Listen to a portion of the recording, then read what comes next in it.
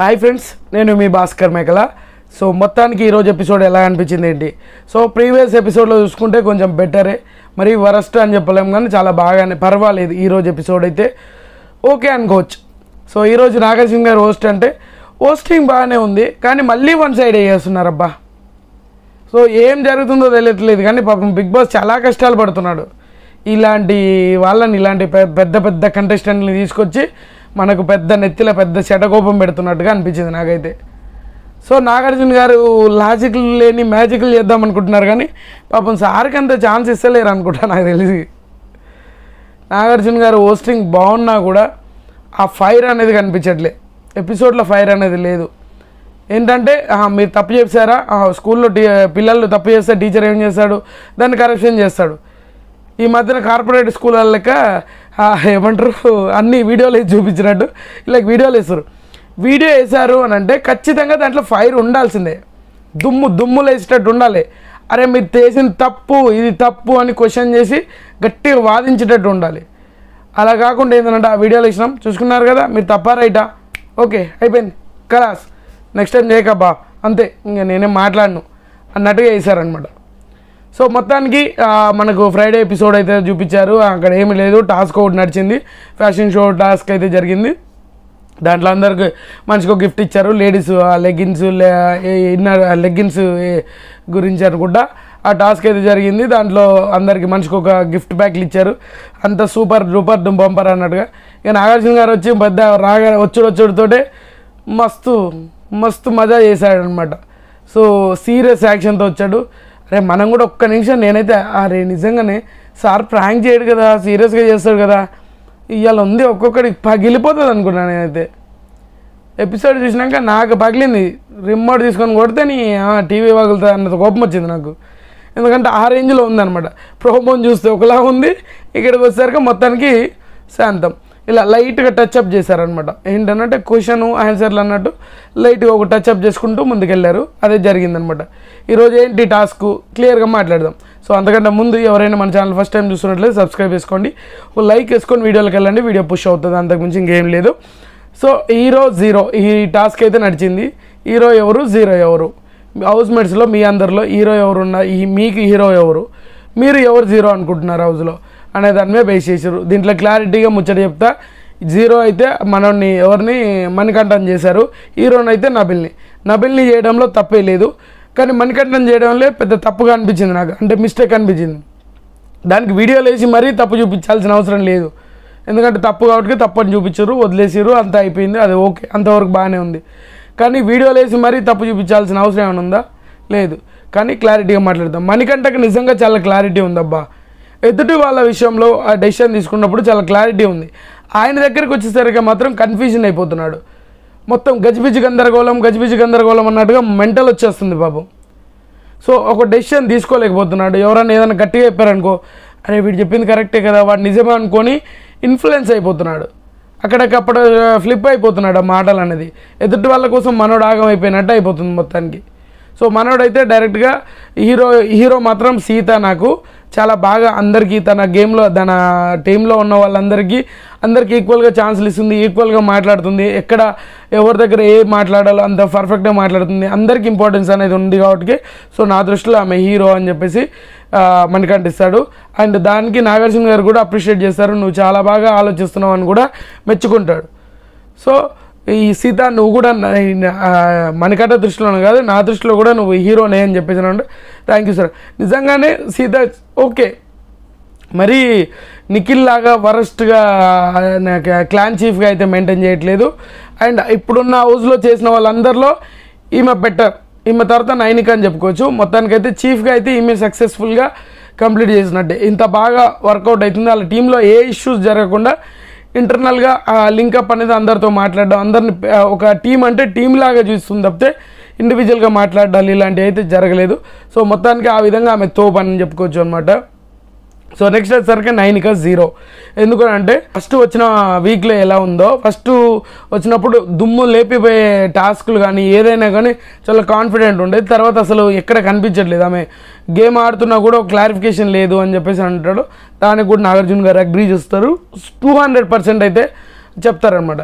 So తర్వాత నెక్స్ట్గా వచ్చిందని అంటే నేను ఇక నాకు బాగా నచ్చిన అదేంటి అంటే నిఖిల్ని క్వశ్చన్ చేసే హౌస్లో ఎవరైనా క్వశ్చన్ చేయగలరా, అంత స్ట్రేట్ ఫార్వర్డ్గా ఢీ కొట్టగలరా అంటే ఖచ్చితంగా ప్రేరణ ఉంది, నేనున్నాను అని చెప్పేసి గొంతు లేపి మాట్లాడింది. అది చాలా క్లారిటీగా ఉంది ఆమె. సో మనోడు నిఖిల్కి ఆల్రెడీ ప్రీవియస్గా నిఖిల్ తెలుసు, ఎందుకనంటే కిరాక్ బాయ్స్ కిలాడి గర్ల్స్ దాంట్లో ఇద్దరు కలిసి చేశారు అండ్ స్టార్ మా బ్యాచ్ కాబట్టి ఆల్మోస్ట్గా ఎక్కడో అక్కడ ఖచ్చితంగా వాళ్ళకంటే ర్యాపో అయితే ఉంటుంది.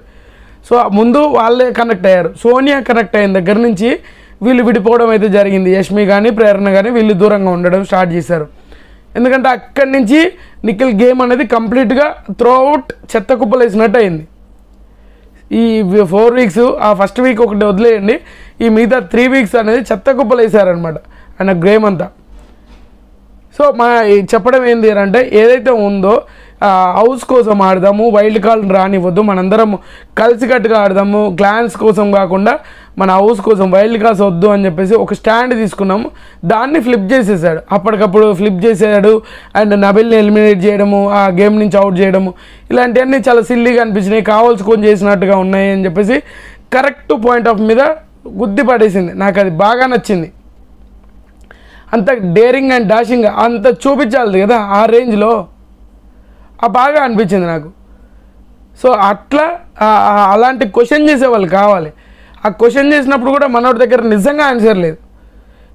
ఇప్పటికీ ఇండివిజువల్గా మాట్లాడేంత క్యాపబిలిటీ నిఖిల్ దగ్గర లేదు. ఎవరు ఎన్ని మాట్లాడినా అది నిజం, 2 ఫేసెస్ కాదు. నాగార్జున గారు అన్నారు ఏంటంటే నువ్వు ఏదైతే తీసుకుంటున్నావో, ఏదైతే మాట్లాడుతున్నావో ఒకరి దగ్గర ఒక సమాధానం చెప్పేసి అక్కడ తప్పించుకుంటున్నావు, ఇంకొకరి దగ్గర అలా క్లియర్గా చెప్తూ ఉన్నాడు. నువ్వు ఇది అని చెప్పేసి చూపిస్తున్నాడు నాగార్జున గారు. అయినా కూడా దాన్ని కప్పిపుచ్చుకొని ఇంకా సమర్థించుకోవడానికే ట్రై చేస్తున్నారు అని అంటే వాళ్ళని ఏమనాలి? నిజంగానే వాళ్ళకి ఊపిరాడకుండా చేసినా కూడా ఇంకా మేము కరెక్ట్గానే ఉన్నాము, మేము కరెక్టే సార్, మీరే తప్పుగా ఆలోచిస్తారు సార్ అని చెప్పేసి మాట్లాడడం అనేది వరస్ట్ థింగ్.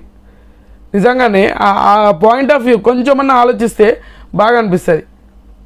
అండ్ హీరో వచ్చేసరికి నబిల్ నిజంగానే అప్రిషియేట్ చేయడంలో తప్పే లేదు, ఎందుకంటే అంత బాగా ఆడాడు.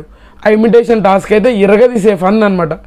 ఇప్పటి వరకు ఈ సీజన్ మొత్తంలో ఎవర్ గ్రీన్ అంటే నబిల్ చేసింది, ఎవర్ గ్రీన్ ఎంటర్టైన్మెంట్ అంటే.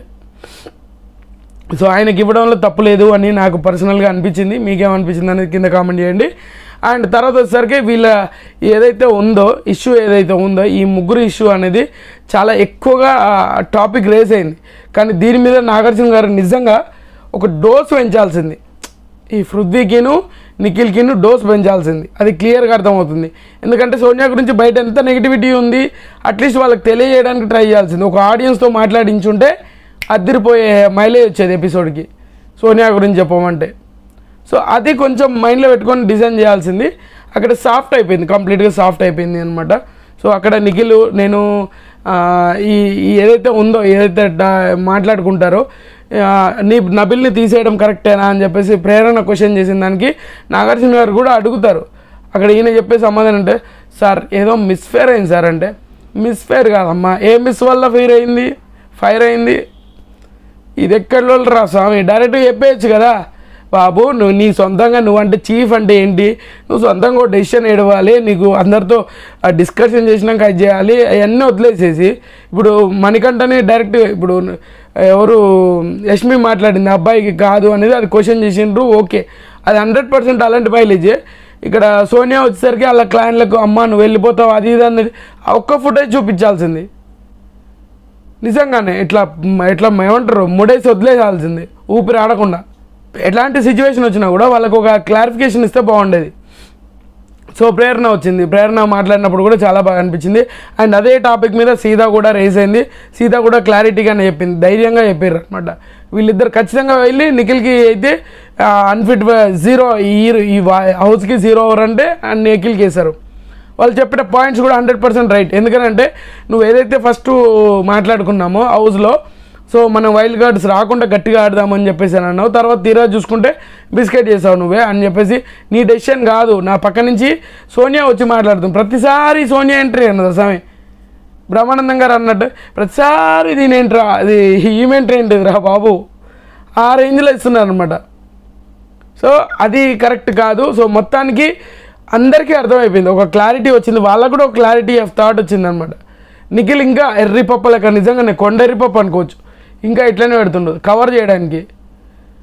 సో మీ హౌస్లో నీ క్లాన్లోకి ఒక్కరు కూడా రాలేదు అని అంటే ఎందుకు అని అంటే ఆయన చెప్పిన దాంట్లో కదా కరెక్టే ఉంది కదా, అక్కడే తెలుస్తుంది కదా సిచ్యువేషన్ ఏందనేది. మేము ముగ్గురం ఒకటి అనుకొని అందుకని ఎవరు రాలేదు సార్ అంటే 100% నీ థాట్స్ ఏంటంటే నువ్వు కంట్రోల్ చేయట్లేదు, వెనకాల నీ వెనకాల వాళ్ళు కంట్రోల్ చేస్తున్నారు కాబట్టి అందరు హౌస్ వాళ్ళు అందరూ వెళ్ళిపోయారు, అది నువ్వు అని అంటే అవునా కదా అంటే అందరూ అసలు ఒక్కరు కూడా నువ్వు చెప్పకుండా హౌస్ మొత్తం అవునని చెప్పింది. సో ఆ సిచ్యువేషన్ అయితే వరస్ట్ పాయింట్, దానికి వీళ్ళు కవర్ చేసుకుంటుంటే సో మన ప్రేరణ ఒక గట్టిగానే ఇస్తున్నాయి. సార్ ఇప్పుడు యష్మి విషయం చూశారు, యష్మి మాట్లాడినప్పుడు యష్మి సోనియాకి ఇష్యూ జరిగింది కదా నామినేషన్లో, నువ్వు నిఖిల్ని పృథ్వీనే చూస్తావు నన్ను చూడవు అనే ఇంటెన్షన్, అడల్ట్ కామెడీ అని మొదలుపెట్టింది అనమాట.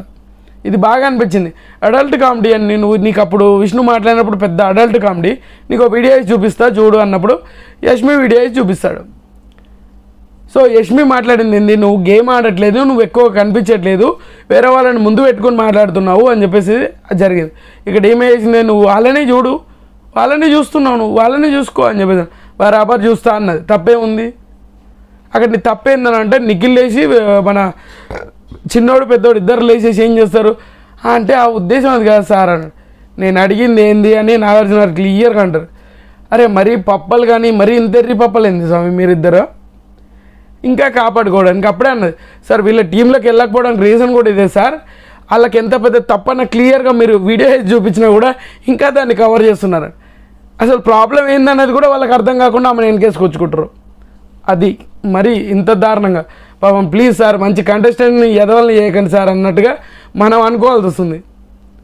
కానీ ఎన్ని రోజులు చూస్తాం మనం కూడా ఆ దిక్కుమాల కాంటెంట్ చూడడానికి, వాళ్ళ ముగ్గురిని చూడడానికి మనం బిగ్ బాస్ చూడట్లేదు కదా, మనకు కావాల్సిన ఎంటర్టైన్మెంట్ కావాలి కదా, అది ఇవ్వట్లేదు వాళ్ళు. సో వీడియో వేసి చూపించారు, అక్కడ కూడా కవర్ చేస్తుంటే ప్రేరణ గట్టిగా వాయిస్ రేజ్ చేసి సార్ వీళ్ళు ఇట్లా వీళ్ళకి ఎంత చెప్పినా కూడా వీళ్ళు అదే చేస్తారు సార్, అందుకని ఎవరు ఈ క్లామ్ మొత్తం ఎవరు అటు సైడ్ వెళ్ళడానికి ఇష్టపడలేదు సార్ అంటే అందరూ హౌస్మేట్స్ అందరూ ఓకే అన్నారు. సో మొత్తానికి నాకు ఏదో విధంగా అనిపించింది.